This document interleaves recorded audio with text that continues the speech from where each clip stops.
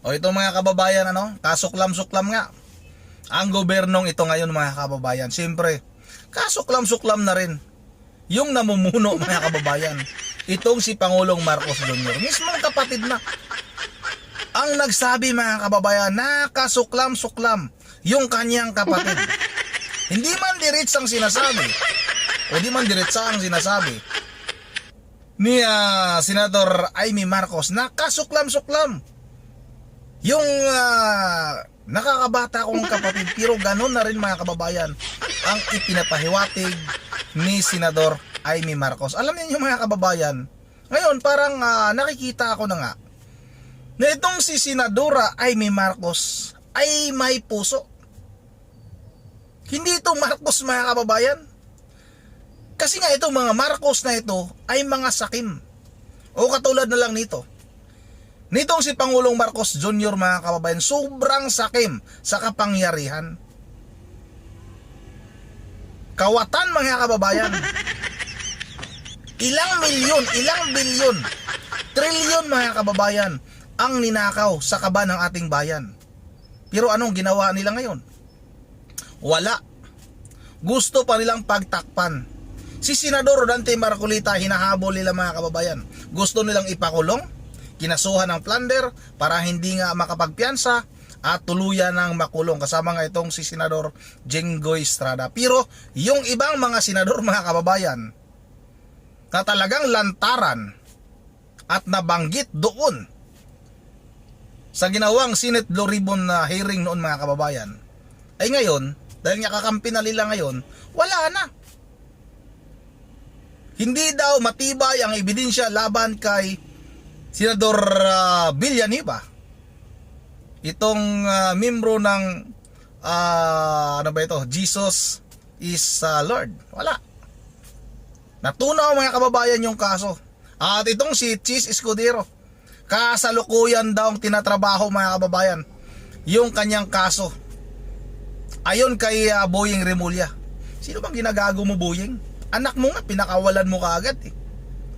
Nahulihan ng napakaraming druga mga kababayan yung anak ni Boying Remulla.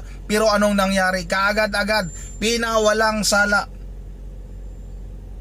Nakalaya kaagad mga kababayan. Kung ordinaryong mamamayan yon, kung ordinaryong Pilipino yon, wala na.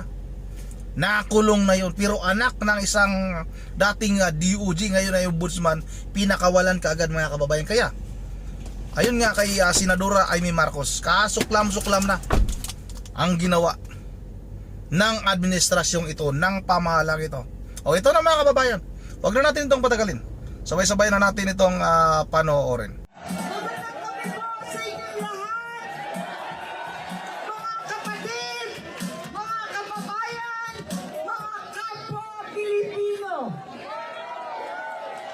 Pilit akong humabol kasi hindi ko kayang hindi kayo samahan para isigaw sa buong mundo, we are one! We are one! We are one! Talaga naman, walang umuuwi, walang natutunaw sa ulan na pinadala ng langit. Walang uwian ito. Suklam-suklam ang gobyernong manhid at walang pakialam sa hirap ng ating mga magsasaka at mangingisda, mga sektor na nagpapakain sa atin na halos walang makain, gutom ang mga pamilya. Wala silang pakialam. Gobyernong tulog, lasing sa kapangyarihan, sadyang pipiliin pa bumiyahe, makihalubilo sa Canada, sa mga dayuhan sa Amerika, habang ang Pilipino ay nagdurusa sa gasulinang hindi abot kaya, pagkain ginintuan at napakahirap na buhay. Wala silang pakialam. Pagkat itong gobyerno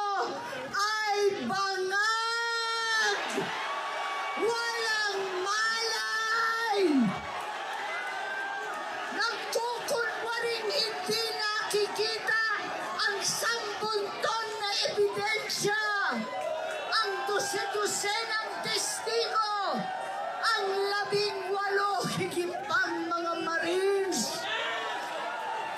Itong baha at flood control na lulunod sa atin lahat.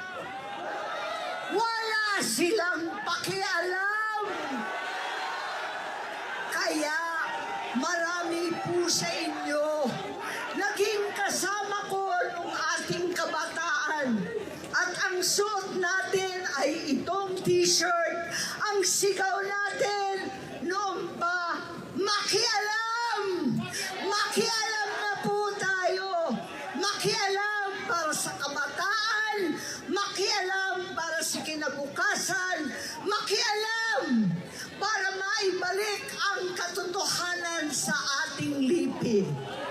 Panahon na maibalik ang katarungan, ang hustisya na hindi buktot at binabaluktot ang batas at saligang batas. Katarungan na pantay-pantay sa mahirap at mayaman. Katarungan na walang sino-sino, na walang pinipili na kaalyado o kalaban daw. Katarungan na naiiba ngayon para sa senador at sa mga pinsang buo. Katarungan para sa lahat ng Pilipino. We are one! We are one! We are one! We are one! Mabuhay ang ating mga kapatid! Mabuhay ang Pilipino! Maraming salamat. Yun mga kababayan, hindi ba natunaw sa hiya? Itong si Bangag mga kababayan. Grabe naman yun. Excuse me. Bangag, excuse me. Bangag ang gobernong ito. Totoo naman talaga mga kababayan. Manhid ang gobernong ito. Nagkukunwaring walang alam sa mga nangyayaring korupsyon sa ating bansa. At yung krimen ngayon mga kababayan, talagang bangag talaga. Totoo ang sinabi ni Senadora Amy Marcos na bangag ang gobernong ito dahil mismong kapatid niya mga kababayan ay bangag. Tingnan ninyo kung magsalita. Tang inang yan. Tang inang presidente na ito. Nabudol nga tayo nito mga kababayan. Grabe, sobrang pagkabudol natin nitong bangag na ito. Mismong kapatid niya mga kababayan ang nagsalita, bangag ang gobyerno, bangag ang kanyang kapatid. Hindi ka ba natutunaw sa hiya? Dapat pagbitiw ka na, Pangulong Marcos. Wala kang kwentang pangulo ng ating bansa. Yun ang mga kababayan, pasensya na. Talagang totoo ang sinabi ni Senadora Amy Marcos na bangag. O, tingnan ninyo naman. Nakikita niyo naman mga kababayan sa mga video. Pag nagsalita yung inyong pangulo nyo yan.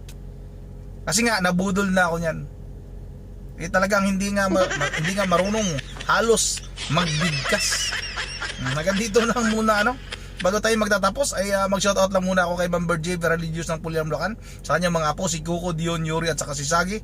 Shoutout na rin kay Mibilin Balikaw. Shoutout na rin kay Ma'am Joyce ng Japan, kay Ma'am Idisa Vorby, kay Renirio Botcon, kay Is MP, kay sino pa yun? Grogonio. Nakalimutan ko yung pangalan, apelido. Tingnan lang, titingnan ko. Shoutout kay sana ba? Tika lang ha. Isa shoutout ko lang kasi biro tayo makapag-shoutout mga kababayan. Shoutout kay